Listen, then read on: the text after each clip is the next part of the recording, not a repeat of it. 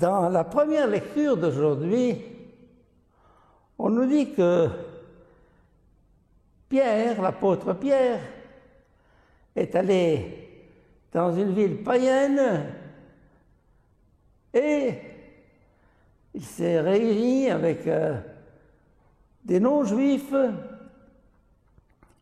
pour leur parler, leur annoncer la bonne nouvelle. Et voilà que l'Esprit descend en toute force pour investir ses auditeurs d'une force extraordinaire. Et ils furent comblés de l'Esprit. À ce moment-là, alors, l'Église primitive s'est dit, mais de quel droit ces étrangers, ces non-juifs, qui n'appartiennent pas au peuple choisi, de quel droit reçoivent-ils l'Esprit Saint? Ils n'ont pas été baptisés. Parce que l'Église a décidé qu'on se baptise d'abord, et puis ensuite, il y a la confirmation, c'est-à-dire l'Esprit. Et là, Dieu nous fait un pied de nez en nous disant, je descends sur eux avant de les avoir fait baptiser. Mais tu n'as pas le droit. Ah oui? C'est toi qui vas dire à Dieu, tu as le droit, tu n'as pas le droit. Il est libre. À travers cet épisode que nous entendons là, il y a un message qui va nous être transmis. Premièrement, ce n'est pas à l'Église de dire à Dieu, tu feras ça ou tu ne feras pas ça. Tu as le droit ou tu n'as pas le droit. Dieu est libre. Il envoie son esprit avant même le baptême. Mais ça a un sens beaucoup plus profond. C'est que l'Esprit Saint n'est pas un monopole ni un privilège des chrétiens. Oh!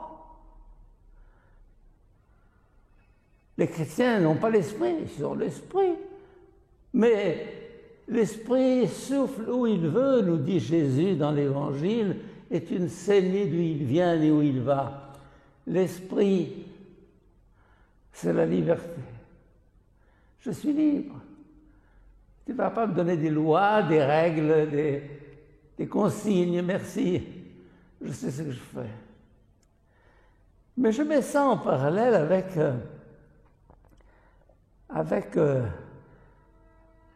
le concept d'inspiration dans l'Église, dans nos vies, et en particulier dans Vatican II. Vatican II a été le premier concile œcuménique à avoir invité des non-catholiques, orthodoxes, protestants, anglicans, et des non-chrétiens. Mais de quel droit?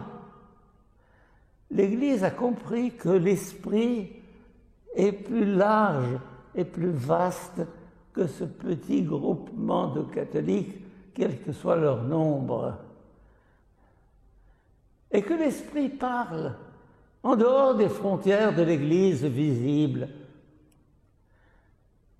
Pour la première fois dans l'histoire, nous découvrons que la vérité est plus large que le petit cercle dans lequel nous voulons l'enfermer.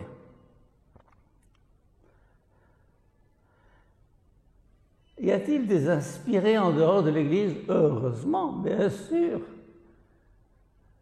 Moi, par exemple, dans ma vie,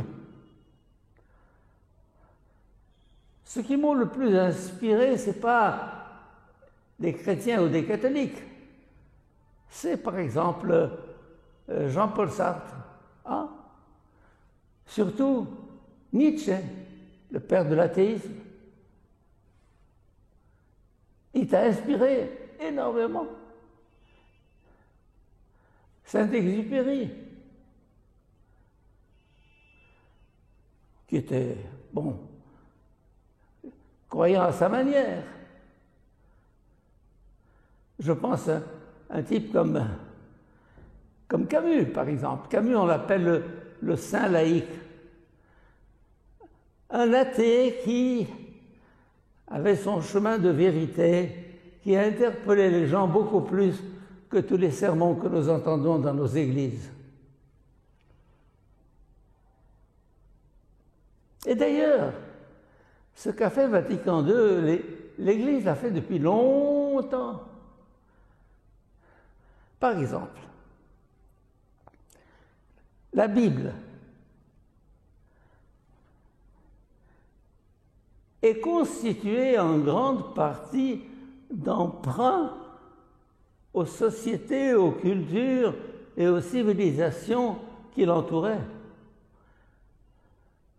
Les Assyro-Babyloniens, qui sont à l'origine du récit de la création.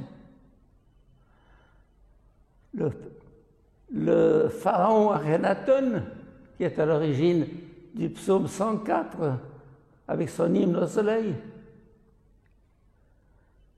Le concept de logos, emprunté au grec, et qui nous a permis d'exprimer la vérité du Christ incarné. Le concept de sagesse, dans l'Ancien Testament, repris par le Nouveau. Tout ça sont des emprunts aux sociétés environnantes, aux cultures de la région.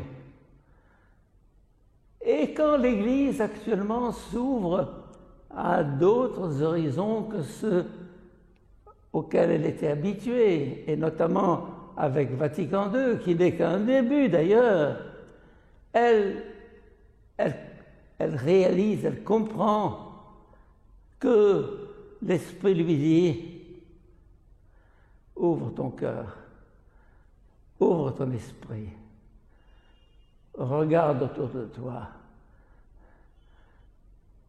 J'ai répandu mon esprit partout, comme dit le texte de Joël, je répandrai mon esprit sur toute chair. » Un esprit qui n'est pas confiné dans le groupe des chrétiens ou des catholiques, encore moins, mais un esprit qui souffle. Envoie ton esprit et tu renouvelleras la face de la terre, de la terre. Ah! Vatican II est pour nous une révélation. L'esprit souffle partout dans le monde, à travers un roman, à travers un film, à travers un auteur qui nous marque, qui nous bouleverse, à travers l'homme que nous rencontrons, une vérité nous atteint. L'Esprit a 1000 chemins pour nous rejoindre. Alors s'il vous plaît, cessons de le circonscrire en disant « Nous avons le monopole de l'Esprit Saint. » Oh, en toute humilité, oui et non, imbécile. Nous avons le monopole de la vérité. Non, la vérité est beaucoup plus large que tu le penses.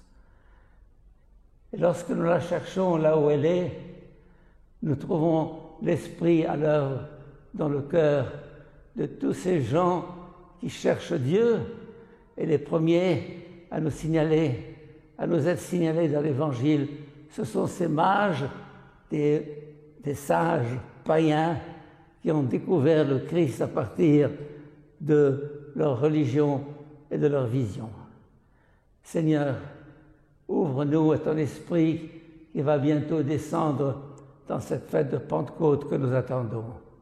Ouvre nos cœurs cette lumière qui déborde toutes nos frontières. Amen.